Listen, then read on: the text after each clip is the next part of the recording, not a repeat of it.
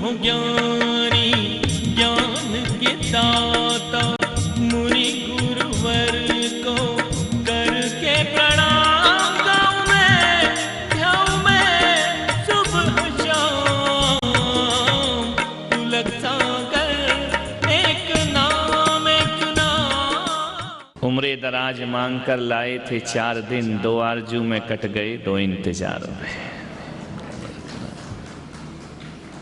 बीत गया, पर्युषण पर्व का स्वागत है। मनुष्य स्वयं सम्राट है,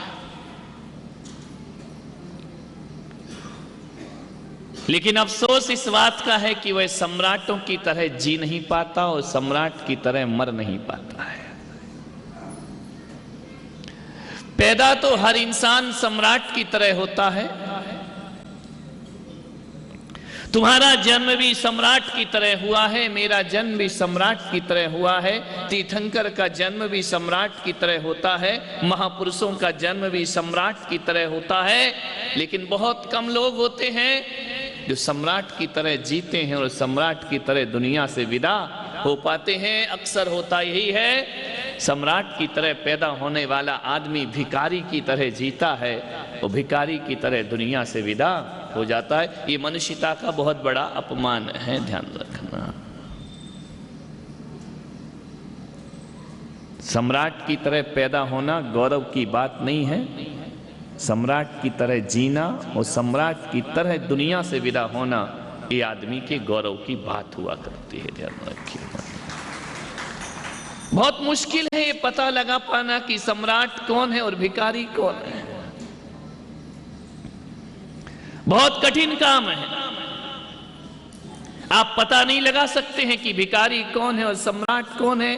कई बार ऐसा होता है जो बाहर का सम्राट होता है वो भीतर का बहुत बड़ा भिखारी होता है, और कई बार ऐसा होता है जो बाहर से भिखारी दिखता है वो भीतर सम्राटों का भी सम्राट हुआ करता है। ध्यान, बहुत मुश्किल है। कैसे पता करोगे सम्राट कौन है और भिखारी कौन है? जैन संतों को देखना, उनके पास कुछ नहीं होता, न मोटर, न गाड़ी, न कार, न बंगला, न टीवी, न बीबी, न रुपया, न पैसा। ध्यान रखना, कुछ नहीं होता जैन संतों के पास। पूरे हिंदुस्तान की पैदल पैदल यात्रा किया करते हैं। कल के भोजन की व्यवस्था उनके पास नहीं होती है।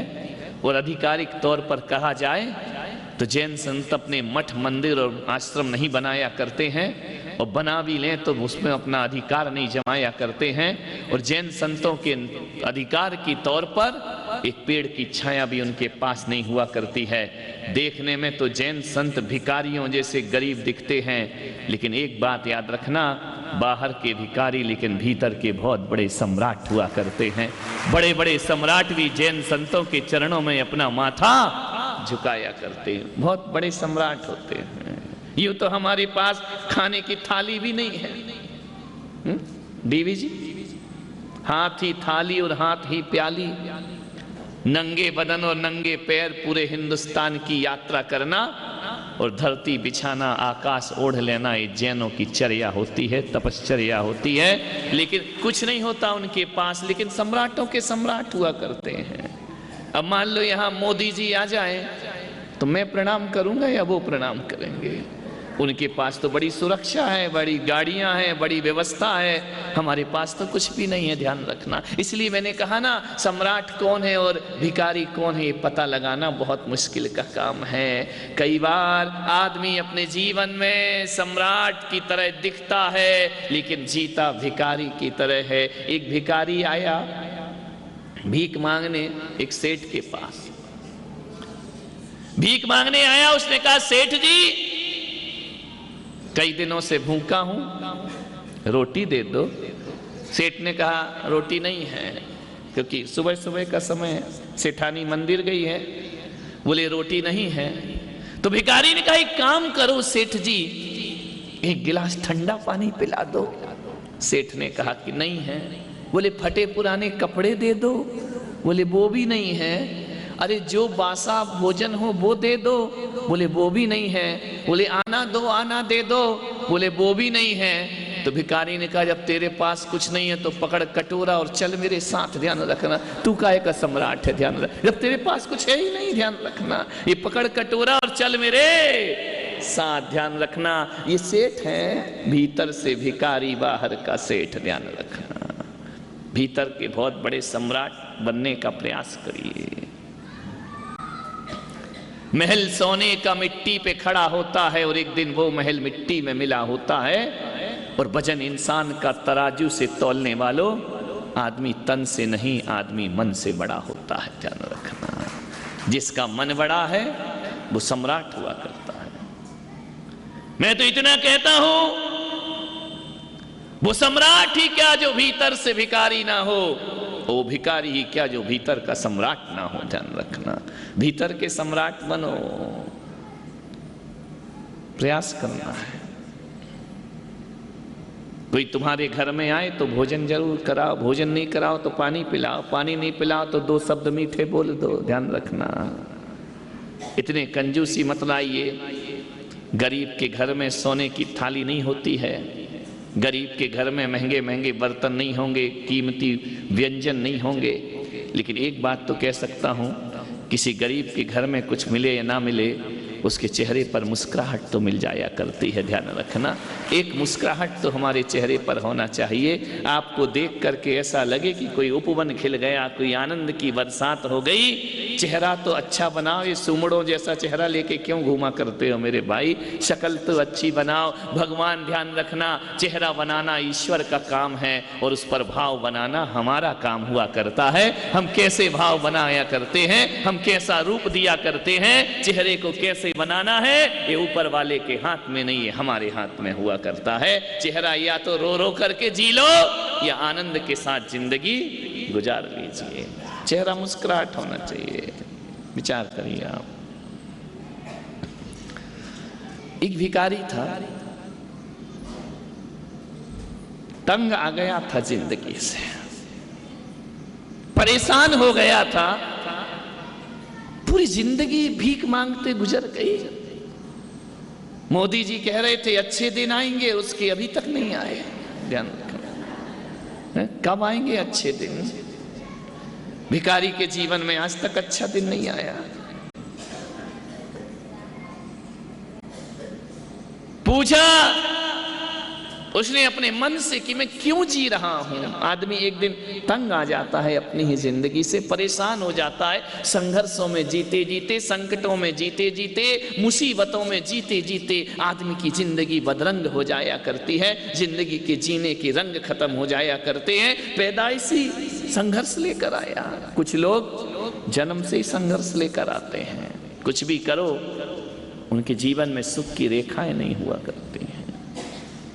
परेशान हो गया भिखारी, करूं क्या, बड़ा दुखी था।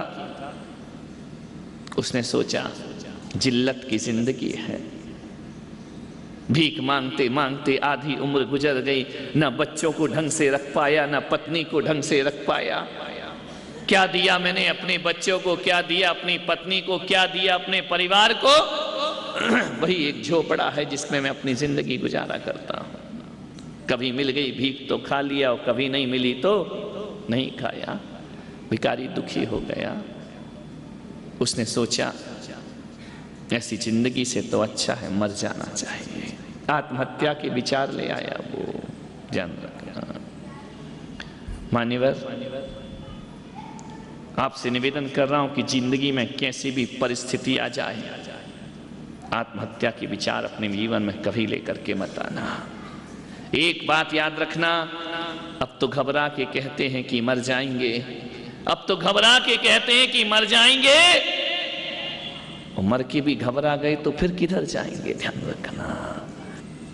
भिखारी ने सोचा कि आत्महत्या कर लेना चाहिए, जिंदगी को खत्म कर देना चाहिए। आत्महत्या किसी चीज का समाधान नहीं है, ध्यान रखना। ये मत सोचो कि आत्महत्या करने से समस्याओं से मुक्ति मिल जाएगी। आत्महत्या खुद एक समस्या हुआ करती है, ध्यान रखना। ये मत सोचिए कि चिता तक ही हमारी जिंदगी है, चिता के बाद एक और जिंदगी हमको जीना है। और यदि इस जीवन को आत्महत्या के अंधे कुएं में डाल दिया तो प्रकाश और रोशनी मिलना तुम्हारे जीवन में बड़ा मुश्किल हो जाएगा। इसलिए मेरा आपसे इतना ही निवेदन है, इतना ही आग्रह है, कैसी भी परिस्थिति आ जाए, कैसा भी क्षण आ जाए, मरने का विचार कभी मत लाना। लेकिन मैं सोचता हूं इस पांडाल में ऐसा एक भी आदमी नहीं बैठा होगा, एक भी, महिलाओं का तो छोड़ो, है ना, एक भी ऐसा नहीं होगा जिसने कभी मरने का नहीं सोचा हो। बैठे हो, है कोई एक आदमी, उसके दर्शन कर लो। बचपन से लेके अभी तक एक बार भी नहीं सोचा कि मैं मर जाऊंगा। सोच, महिलाओं तुम तो दिन में 4 बार सोचती हो, तुम्हारा कोई भरोसा नहीं, ध्यान रखना। एक भी आदमी, एक भी महिला पुरुष यहां नहीं होंगे जिन्होंने अपने जीवन में कभी तंग आकर के ये तो एक बार कहा ही होगा, ये भगवान इससे अच्छा तो मर जाना चाहिए। ध्यान रखना, ये आत्महत्या के विचार अशुभ विचार हैं, पाप के विचार हैं। इस समय जैन दर्शन कहता है आयु कर्म का बंध हो गया, तो ध्यान रखना, फिर तुम मरो या ना मरो, तुम्हारी अधोगति निश्चित हो जाती है, तुम्हारा निश्चित नरक हो जाया करता है। ये मानव का जीवन मत मिला है 84 लाख योनियों में भटकने के बाद। अरे कई बार नालियों के कीड़े बने हो तुम, कई बार सड़कों के पत्थर बने हैं हम, कई बार गंदी कीचड़ में पैदा हुए हैं, कई बार मालूम है आज तुम जहां बैठे हो 84 लाख शरीर फेंकने के बाद तुमको ये मानव का चोला प्राप्त हुआ है। ध्यान रखना, 84 लाख शरीर फेंके हमने, पापा करके खोए हैं। ध्यान रखना, इतनी मुश्किल से मिला यह मानव तन, इसे आत्महत्या की भट्टी में मत झोंकिए। मरने से पहले मरने की व्यवस्था मत बनाइए। ध्यान रखना, गम इसका नहीं कि आदमी मर जाता है, गम इसका नहीं है कि आदमी मर जाता है, गम तो इस बात का है कि आदमी जिंदा रहकर भी जिंदा नहीं रह पाता है। ध्यान रखिए, जिंदा रहकर भी मुर्दों की तरह जिंदगी जीता है। जिंदा दिली के साथ जियो, जिंदगी जिंदा दिली का नाम है, मुर्दा दिल क्या खाक जिया करते हैं। ध्यान रखना, मरे मरे से क्यों जीते हो, ऐसे क्यों जीते हो कि चलो आज का दिन भी कटा, आज की सांस भी कम हुई, आज का जीवन, आज फिर वही जिंदगी जीना है। नहीं, सूरज रोज उगता है। ध्यान रखना, नई रोशनी लेकर आता है, नया प्रकाश लेकर आता है। एक आग्रह आपसे कर रहा हूं कि सूरज बनो या ना बनो, अपने घर में छोटे से दीपक बन के जिंदगी गुजार दो, क्योंकि जो सूरज में होता है वही दीपक में हुआ करता है। जब सूरज ना होगा, जिंदगी में ऐसे भी दिन आएंगे कि आज सूरज है कल सूरज ना रहेगा। अरे रात को 12 घंटे सूरज ना रहेगा, रात को 12 घंटे जब सूरज ना रहे उस समय आत्महत्या की विचार मत करना, आशाओं का एक दीप जला लेना। ध्यान रखना, सूरज सारे दुनिया को रोशन कर पाए या ना कर पाए, वह दीपक रोशनी कर पाए या ना कर पाए, वह छोटा सा दिया हाथ में लेकर चलते रहो। अरे जितना आगे बढ़ोगे उतना जीवन रोशनी में भरता चला जाएगा। दुस्साहस मरने का। मैं सम्मेद शिखर गया था बचपन में, साधु के बाद तो नहीं गया, गए ही नहीं, क्योंकि अभी तक मैं गया नहीं हूं सम्मेद शिखर। बचपन में गया था अपनी माँ के साथ, पहले का, इस समय की 30-40 साल पहले, 30 साल तो मुझे घर छोड़े हो गए। ध्यान रखिए, जब मैं सम्मेद शिखर में गया तो उस समय ये व्यवस्था थी कि 2 बजे रात को पहाड़ चढ़ना पड़ता था। हाथ में एक लालटेन दे दी जाती थी, एक लाठी होती थी। 2 बजे रात को सम्मेद शिखर की वंदना पर निकल जाते थे, पहाड़ की वंदना करने के लिए। ऐसी रोड नहीं बनी थी, कंकर चुहा करते थे, पत्थर लगा करते थे, और मुंह से निकला करता था सावलिया पारसनाथ शिखर पे भला विराजा जी। ध्यान रखना, बड़े आनंद के साथ जाते थे, हाथ में अक्षत होता था, केसर होता था, भगवान की भक्ति के पुष्प हुआ करते थे, वह लेकर शिखर जी की वंदना किया करते थे। मैं शिखर जी में गया, मैंने कहा 2 बजे रात को इतना अंधेरा, इतना अंधेरा, कैसे चलेगा आदमी, कैसे चढ़ेगा पहाड़ पर, सूरज तो है नहीं। मेरी माँ ने कहा बेटा सूरज की जरूरत नहीं है, हाथ में लालटेन रख ले। अरे मैंने कहा लालटेन का प्रकाश तो केवल 4 फीट पे जाता है, उससे आगे नहीं जाता है। बोले बेटा एक काम कर, अपनी जिंदगी में 4 फीट के प्रकाश की तरफ बढ़ने की कोशिश मत कर, प्रकाश को हाथ में लेकर चलने की कोशिश कर। हर 4 फीट तेरा उजियाले से भरा होगा, हर 4 फीट तेरी रोशनी से भरा होगा। तू चलते जा, दीपक चलाते जाएगा, रोशनी अपने आप साथ आ जाएगी। मैंने क्या देखा कि एक अंधा व्यक्ति शिखर जी जा रहा है लालटेन हाथ में लेकर। मैंने पूछा ओ बाबा, मैं छोटा सा था उस समय, मैंने कहा ओ बाबा तुमको दिखता नहीं है फिर लालटेन लेकर क्यों चल रहे हो? तुम्हारे तो आंखों में रोशनी नहीं है। बोले बस रोशनी नहीं है तो क्या हुआ बच्चे, मैं लालटेन इसलिए लेकर के चल रहा हूं कि मुझे दिखाई नहीं देता, आंख वालों को तो दिखाई देगा ना कि कोई आ रहा है। ध्यान रखना, मैं नेत्रहीन हूं लेकिन आंख वाले तो नेत्रहीन नहीं है ना। ये लालटेन मैंने अपने लिए नहीं उनके लिए रखी है। जब वो लालटेन देखेंगे तो मुझे रास्ता अपने आप। अंधे लोग भी जीने की आशा से भरे होते हैं। मैंने कहा तू सूरदास, तुम्हारी आंखों में रोशनी नहीं है, फिर किस भगवान के दर्शन करोगे? पहाड़ों पर चढ़ करके एक एक टोक पर किसके चरण को देखोगे? तुम्हें तो दिखाई नहीं देता। मालूम है उस सूरदास ने कहा कि बच्चे मुझे दिखाई नहीं देता, कोई बात नहीं, मैं अंधा हूं, मुझे भगवान दिखाई नहीं देता, लेकिन मुझे मालूम है मेरा पारसनाथ अंधा नहीं, उसे तो मैं दिखाई दूंगा कि मैं तेरे दर पर। ये होती है जीने की आशा। ध्यान रखना, मुझे नहीं दिखता है लेकिन उसे तो दिखता है ना कि कोई सूरदास मेरे चरणों में आ रहा है। ध्यान रखना, उसकी तो आंखों में रोशनी है, मेरी में नहीं है तो क्या हुआ? बस इसी बात को लेकर मैं सम्मेद शिखर की वंदना के लिए आया हूं। मान्यवर, औरंगाबाद वालों में कहता हूं, मुझे जीवन जीने की सबसे बड़ी कला मिली उस अंधे आदमी से। मुझे जीवन जीने की कला मिली कि आंख नहीं होते हुए भी जो प्रकाश लेकर के चला करता है। ध्यान रखना मान्यवर, हमने दीपक से पूछा कि क्यों जला करते हो रात रात, क्यों जलते हो अंधेरों में? सूरज तो चला गया है। मालूम है दीपक ने क्या उत्तर दिया? कि दुनिया को ठोकर ना लग जाए इसलिए रात रात हम जला करते हैं। ध्यान रखना मान्यवर, दूसरों के लिए जीते हैं लोग। जिंदगी को जियो, हताश मत हो जाओ जिंदगी से। आज हमारी माताओं बहनों में सहन शक्ति नहीं है, असहिष्णुता आ गई है।